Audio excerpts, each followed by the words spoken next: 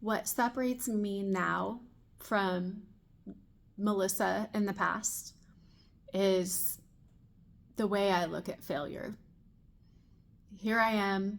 I'm in my first year of entrepreneurship, and I've really felt like I've been failing the last few days. It's been hard. Money's getting tight, and I just recovered from being sick last week, which an entire almost week of being sick for an entrepreneur is hardcore. But check it out, you guys. This feeling that I have inside of me, this failure feeling, I'm learning to harness it and make it propel me forward. I don't know if any entrepreneur or anybody who's done anything great who didn't fail first. Failure is such a good teacher. It's teaching me. I'm being refined and forged by the fire of failure right now. Like, it's teaching me. It's teaching me what works. It's teaching me what doesn't work. And, if I go out and I try and I try and I try and I try, all I need to do is succeed one of those times that I tried. It's not like I have to make 100% of the shots, sports analogy coming from me who doesn't even watch sports. But, if you look at any super famous and well-known basketball player, let's say, for instance, I'm sure that they had to miss a lot of hoops before they got one. Yeah, failure is a trip. Failure used to take me down. The word failure itself, I don't even know that it could be considered actual failure if what it does is prop you up. Can failure become support? Can it become supportive? That's what I'm learning.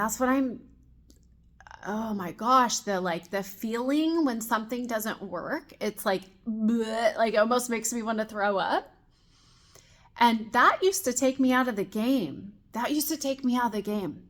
I'm not letting it. I'm just not going to let it. I know my purpose. I know what I'm here to do. I'm one of those, I think, that can be considered like failure to launch. I'm turning 45 in a couple of days, and I could look back on all the time that I have wasted. I could do that, and I could be like, oh, I wasted a bunch of time.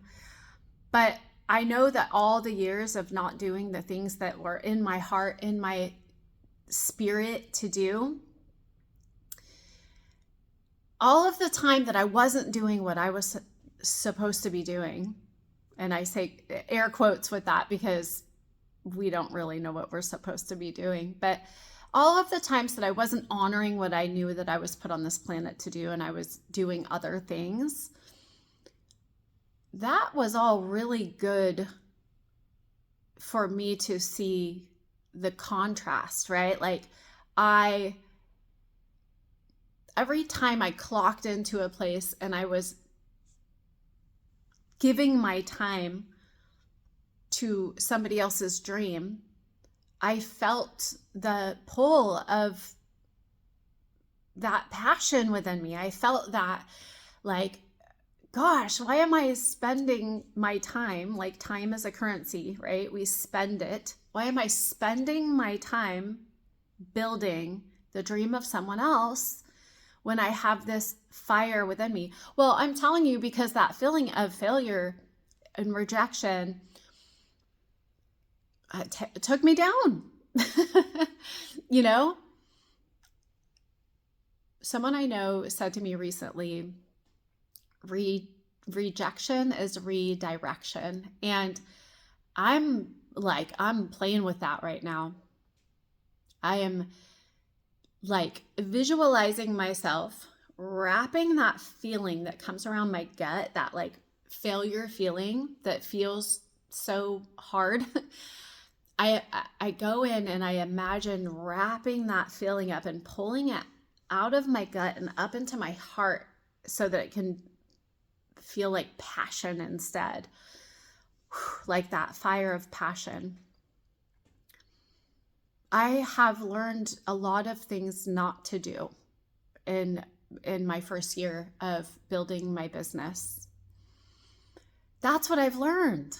And so what do? Not those things. I try something else. Failure is such a good teacher.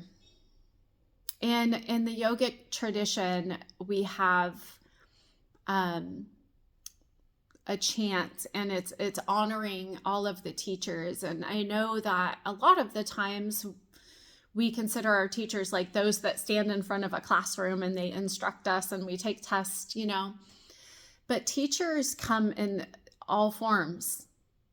I don't know about you, but I've learned most about life from those doing what I don't want to do, right? Like I've learned from the people in my life what not to do by watching their actions. Not to put anybody down. Everybody is doing the very best that they know to do. But teachers aren't just those that stand up in front of a classroom. Teachers are circumstances in life. Life offers us circumstances, and those become our teachers. And sometimes it feels like a loss, and sometimes it feels like a win. But if we can utilize our losses as stepping stones, like, okay, that didn't work, so I'm not going to exert my energy towards that anymore. What's some other thing that I can try, or how can I tweak that to work? And then those losses become stepping stones. And so that's a win, right? It's a win. We are always winning if we choose to look at it that way. And I'm choosing to look at it that way. That's my choice today. And so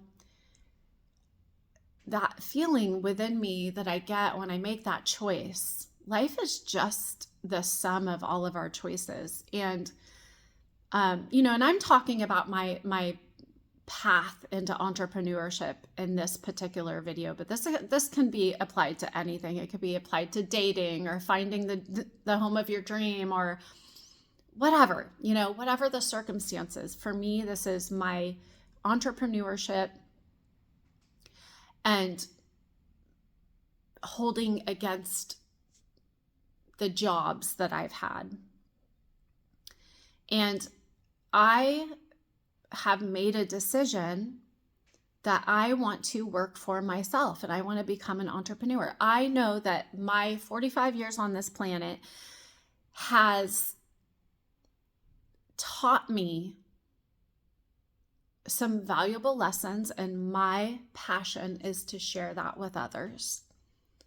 I'm really good at it, and I love to do it. And so I want to make that my career. And I have made a decision not to clock in and clock out anymore. And so that alters my choices. And when I just start making different choices, a bunch of little different choices, that will accumulate and build up to a redirection. And that's what I'm doing. But it has to be a choice for me how I perceive these circumstances in my life. I have to choose to allow these circumstances to move me in a forward direction. Otherwise, I am going to be clocking in again and building someone else's dream. And I don't want to do that anymore. So failure is becoming my best friend right now. Thank you, failure, for teaching me. I am being refined and forged by the flame of failure. Mwah.